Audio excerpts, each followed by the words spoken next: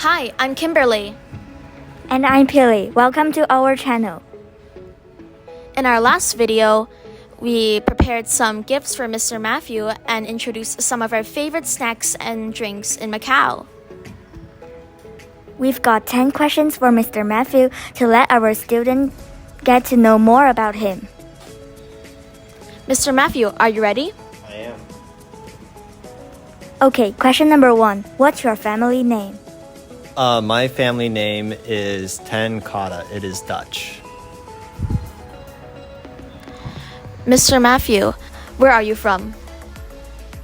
I am from the United States. More specifically, I grew up in Beaverton, Oregon, which has a population of 100,000 people. What are you studying right now? I am currently studying education, so my plan is to become a teacher, and I currently attend Oregon State University in Corvallis. Can you introduce us to your college? I can. So it is it's a fairly big college. It currently holds, I want to say, around 28,000 people. There's a lot to do. There's lots of things that you can study. It's a very beautiful campus. It has a lot of greenery.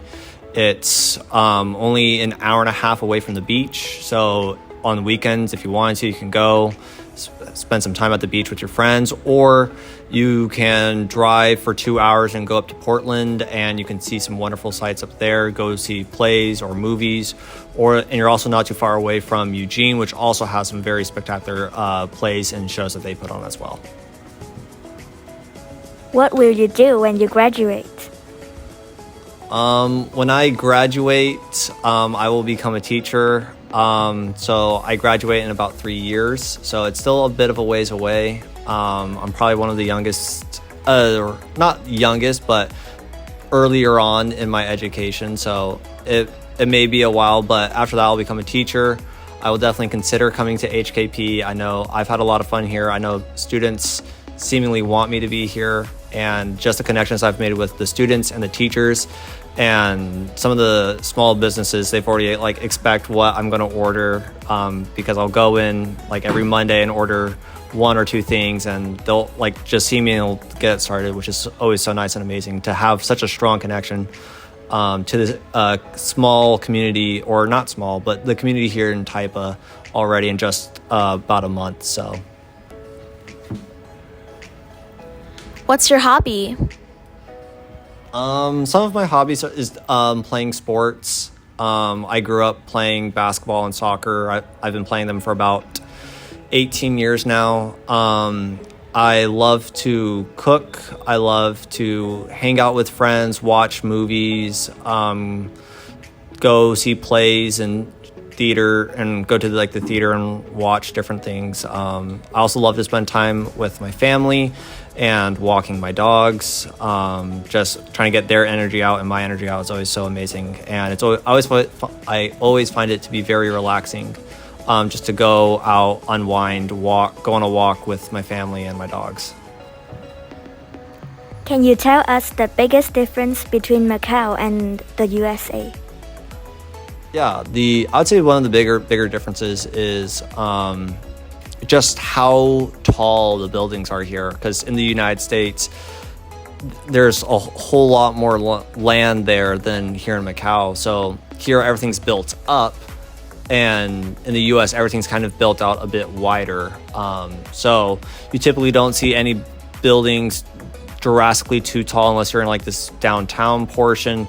I've never seen a building over 30 stories tall. Here, just the apartment where I live as of right now is 38 stories tall, and that's huge. I haven't even been to Macau Tower, which I know is really tall.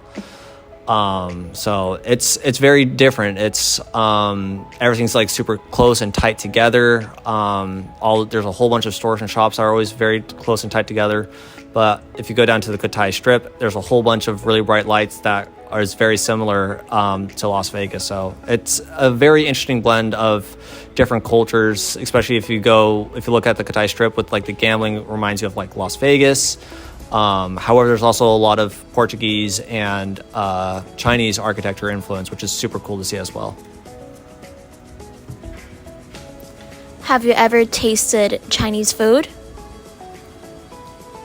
I have. I've tasted some back in the United States, and then after I realized I got to be a part of this program and come here to HKP, I tried a little bit of Chinese food in the States just to see on how it compares to here, and it doesn't taste nearly the same. I'd say that the food here tastes a lot better.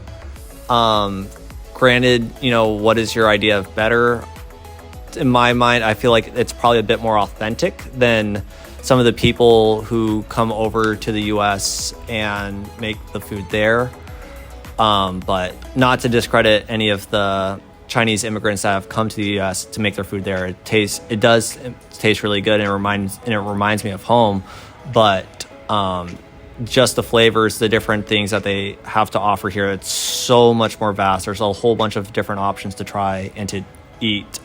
So I would have to say that the food here tastes a lot better.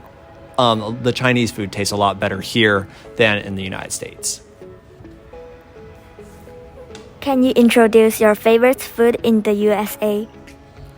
Yeah, I would say that my favorite food would probably have to be a baked macaroni and cheese. So it's mac and cheese as you know it, but then it has breadcrumbs and bacon bits, typically sprinkled. The bacon's inside and accompanies the mac and cheese, and the breadcrumbs are layered on top to kind of give it a nice golden brown and more of a crunch to it. So it tastes really good in my opinion. What's your favorite subject in school? My favorite subject in school, as ironic as it is probably either English or history. English, I love to read, I love to write, and that's kind of what English in America is more on, because we already know how to speak English, so it's not as much grammar or vocabulary. You still learn those things, but after a while it becomes more reading and writing. Either that or history, just learning about different places, learning about the history or what things were like 200, 300, 400, or even 50 years ago. Seeing on how much you have come from 50 years ago, or seeing how much things have stayed the same from 400 years ago. It's always very interesting to see, in my opinion. Mr. Matthew, I saw you having games with some students in the third floor during lunchtime. Right, and some of my classmates got a chance to join your lunch class in the reading room. Can you tell us a little bit about it? Yeah, so on Mondays on the third floor, kind of just outside of the lifts, I do reading and English games with the fourth grade students. Just kind of fun, light, easy times, just to get them to practice more of their English.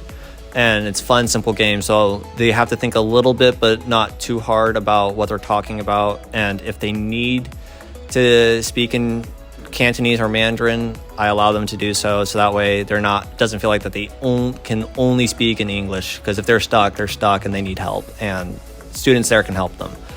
And then in the reading rooms on Fridays, kids from 5th and 6th who have behaved well throughout the week and have been getting good grades, they can come and join me in the reading room, and we'll play games. Once again, it's English games. So earlier today we were playing Hangman, where they're guessing letters, and it's still English. They're still learning English, but it's more, I'm trying to have a bit more fun with the English that they are learning, and where things are a little bit challenging and they're using English, just having fun, nothing too serious or anything like that. Thank you for joining us and letting us know so much about you.